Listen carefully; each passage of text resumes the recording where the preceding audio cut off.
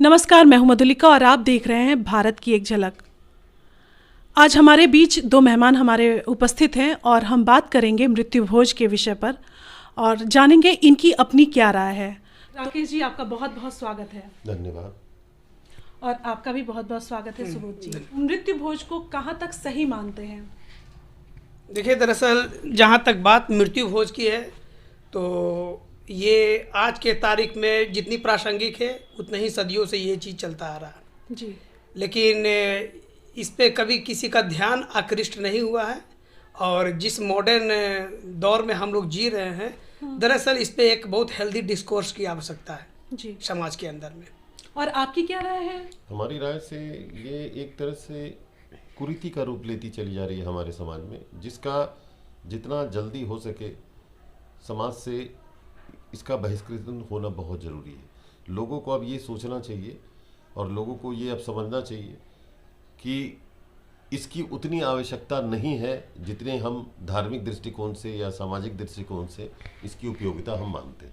मेरे हिसाब से इसका बहिष्कार होना चाहिए और इसका विरोध होना चाहिए। अच्छा, इस विषय में क्या कहना चाहेंगे कि इतने मॉडरेट हम लोग हो रहे हैं, शिक्षित भी हो रहे हैं, तो यहाँ हमारी शिक्षा कहाँ चली जाती है कि चलिए हायर सोसाइटी है जो वो अवेल कर सकता है, उसके पास समय की दिक्कत है, वहाँ उसको दिक्कतें आती होंगी, और जो निम्न वर्ग के लोग हैं उनको पैसे की दिक्कत आती है। कभी कभी ऐसा होता है कि उनका अर्निंग मेंबर ही चला जाता है या फिर वो किसी बड़ी बीमारी से जूझता है अगर, तो भी उसके ट्रीटमेंट में जो चार्जेस लगते हैं, उसके बाद उसके मृत्यु के लिए अलग से टेंशन, वो दुखी तो होता ही है, लेकिन उसके बाद वो ये ज़रूर सोचता है कि अभी मुझे ब्रह्मभोज भी करना है। उससे कहाँ तक इत्तेफाक रखते हैं आप? हमारी समझ से भारत पूर्णतः ग्रामीण परिवेश का देश है। लोगों में अभी भी अशिक्षा पूरी तरह व्याप्त है। धार्मिक भीरुता, जिसको कहते हैं कि धार्मिक डर, ये एक आडंबर का रूप लेकर हमारे सामने उठ गया है। हमारे समाज के जो भी पुराने विचार के लोग हैं, पुराने लोग हैं, वो इस मान्यताओं को उसी तरह ढूंढना चाहते हैं जिस तरह वो समझते हैं कि हर चीज़ों में बदलाव है, लेकिन ये जो सामाजिक मान्यताएं हैं इसमें बदलाव नहीं होना चाहिए। हमारा व्यक्तिगत मानना यही है कि आप अगर किसी चीज़ या किसी उत्सव को मनाने में खुश होते हैं या अंदर से आपके एक अच्छी भावना आती है जिसमें आप लोगों को शरीक करना चाहते हैं, वहाँ तक मैं उसे सही मानता हूँ। लेकिन ये कोई दबाव नहीं है कि कोई एक आपके घर का अगर अर्निंग मेंबर हो या बहुत अजीज हो, उसके संसार से चले जाने के उपरांत भी आप फिर उसके साथ बिताए हुए पलों को याद न करके, उसके अच्छाओं को याद करके न करते हुए उसके दबाव को आप लगातार झेलते रहें और फिर समाज द्वारा जितने भी आपको रीतियाँ कुरीतियाँ बनाई गई हैं उसका पालन करते रहें। मैं इसका पुरजोर विरोध करता हूँ। मेरी समझ से ये पूरी तरह बहिष्कार और विरोध के लायक व्यवस्था। मुझे भी आपसे एक ही अपील है कि आप उनका मजाक न उड़ाएं जो आपको इस तरह के भोज में आमंत्रित करता है, क्योंकि कभी कभी ऐसा होता है कि वो किसी तरह तो मैनेज कर लेता है, लेकिन फिर भी वहाँ से जाने वाले उसमें कुछ ना कुछ कमियाँ निकालते हैं। और अगर वो नहीं भी करना चाहता है, अगर वो बचना चाहता है, तो भी उसे प्रभोग करते हैं कि नहीं, समाज में तुम्हारी इमेज खराब होगी, या उसको इतना ताड़ित करता है कि उसे मजबूरन अपनी ज़मीन को या फिर ऋण लेके उस भोज को करना ही करना है। आपके आसपास इस तरह के लोग रहते हैं, आपने बहुत देखा है।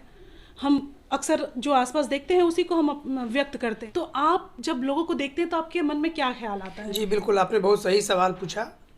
ये तो मेरा बिल्कुल खुद का ही प्रैक्टिस और एक्सपीरियंस किया हुआ चीज़ है जी।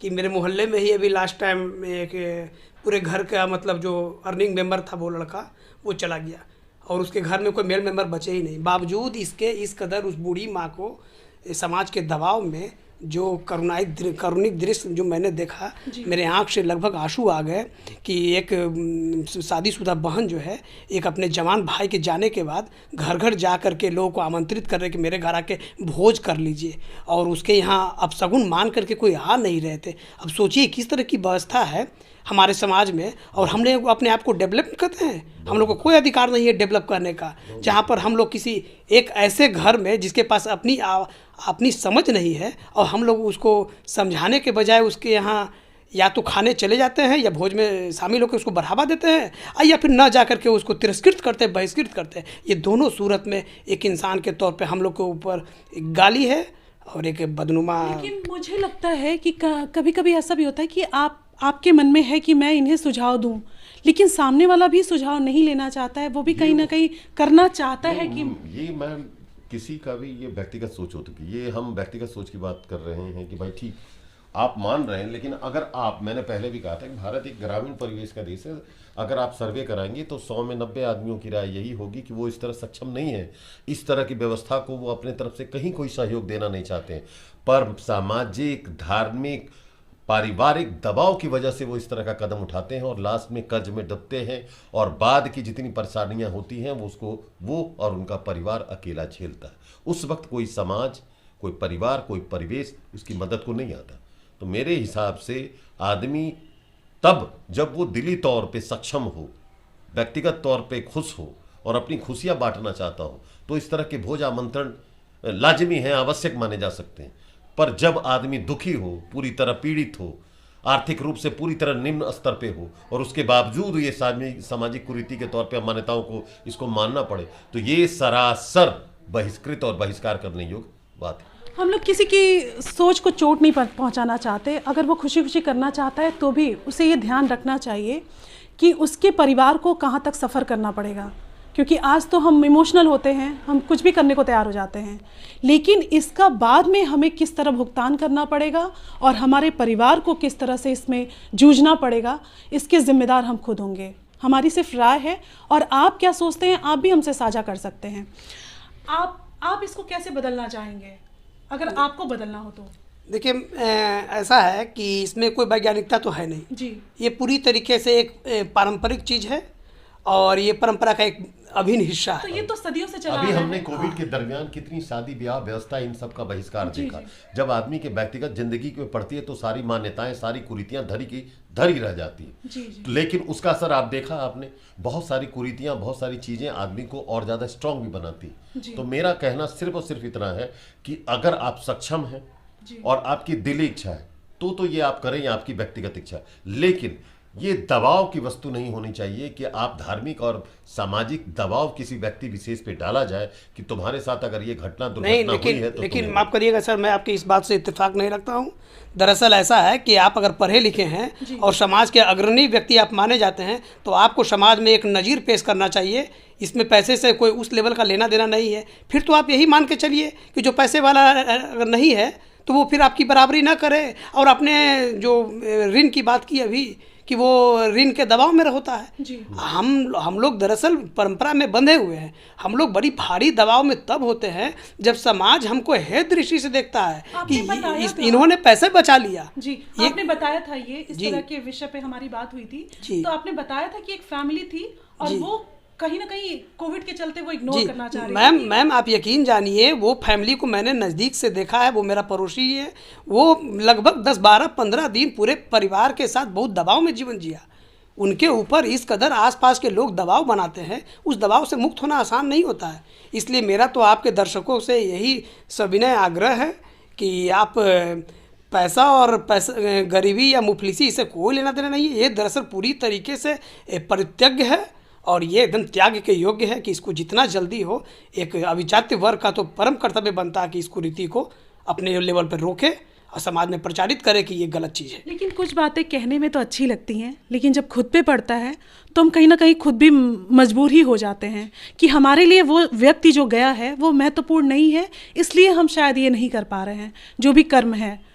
तो क्या आप फॉलो कर पाएंगे जो आप बातें यहाँ कह रहे हैं? क्या आप अपने साथ ये कंटिन्यू कर पाएंगे? आपका सवाल बिल्कुल जायज़ है। अच्छा, एक चीज़ बताइए, हम लोग क्यों ना इसको उत्सव मान लें कि आप जो भोज कराते हैं, क्यों ना हम मान लें कि आपके पिताजी या आपके माताजी के जाने के बाद आप उत्सव मना रहे हैं इस भोज करा करके। बिल्कुल एक इसका हिस्सा तो ये भी हो सकता है ना। बिल्कुल।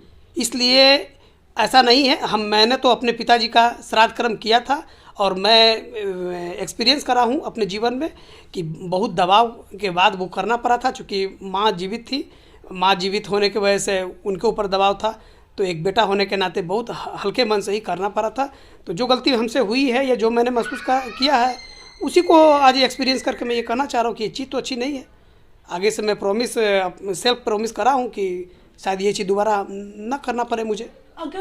हमारे जो भी ये वीडियो देख रहे हों और हमारे इस वीडियो से अगर 100 में से 10 लोगों में भी बदलाव आए तो हमें लगता है कि ये काफ़ी बड़ा बदलाव होगा, या 5 लोगों में भी बदलाव आए तो ये भी हमारे लिए कहीं ना कहीं उपलब्धि है। एक आदमी में भी बदलाव आता है तो हम अपने इस वीडियो को सार्थक समझेंगे। हमारा मेन उद्देश्य, हमारा जो मुख्य उद्देश्य यही है कि जनता तक इस कुरीति को धीरे धीरे करके या जितनी तेजी से या जितनी जल्दी इसको समाज से बाहर का रास्ता दिखाए। बिकॉज ये सर्वथा त्यागने योग्य रीति है। जो धर्म कर्म में अनुष्ठान, भगवान के प्रति आस्था, ये सर्वथा मान्य है कि आप अगर रख रहे हैं वो कर्म है, लेकिन उसके उपरांत कर्ज लेकर और दबाव में और इस तरह की व्यवस्था को आगे बढ़ाना ये सर्वथा अनुचित है और इसका विरोध होना चाहिए। मेरी तरफ से व्यक्तिगत मैं तो इसका पुरजोर विरोध करता हूँ। आप भी कुछ और कहना चाहेंगे? नहीं, ये तो बहुत व्यापक और बहुत गहनता का विषय है। इस पे चंद शब्दों में और एक वीडियो में मुझे नहीं लगता कि बदलाव इतनी जल्दी आ पाएगा। जी, एक वीडियो में इसे दरअसल समेटा नहीं जा सकता, लेकिन हाँ, आपने बहुत सार्थक और बहुत प्रगतिशील पहल की है। इसके लिए मैं मैडम आपको तहे दिल से शुक्रिया करना चाहता हूँ आपके दर्शकों को। जी, थैंक यू। तो आप भी समाज की परवाह तो बिल्कुल ही ना कीजिए। अगर आप सक्षम हैं मेंटली, इकोनॉमिकली, तो ही आप मूव करें, तभी आप ये सब चीज़ों पे ध्यान दें, वरना कोई किसी के काम नहीं आता। वो उसी वक्त आपका मजाक उड़ाएगा या फिर आपके बारे में जो भी बोलना होगा बोलेगा, लेकिन जो भी परेशानियां हैं उसके ज़िम्मेदार सिर्फ आप होंगे। आपने इतना कीमती वक्त दिया और अपनी बातें भी हमसे साझा की, आप लोग का बहुत बहुत धन्यवाद। अपने विचार हमसे ज़रूर साझा करें, मैसेज करें। अगले वीडियो में आपसे फिर मुलाकात होगी एक नए विषय के साथ। तब तक हमें दीजिए इजाज़त।